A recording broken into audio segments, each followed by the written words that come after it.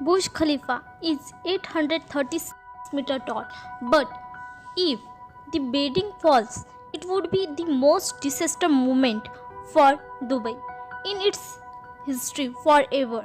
However, can this really happen? Each year, 60.73 million visitors pay $73 for a visit, from where Burj Khalifa makes $621 million on a yearly basis.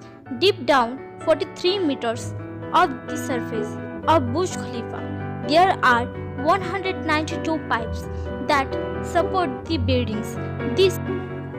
This fundamental structure consisting pipes is supported to be as long as a 10-story building.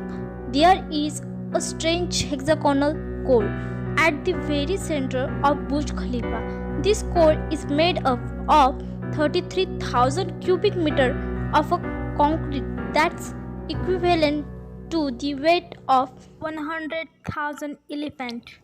The whole lift system of Burj Khalifa is also inscribed inside this strange yet powerful concrete core. Nearly 75% of the building is made up of concrete, while other 25% is made up of steel.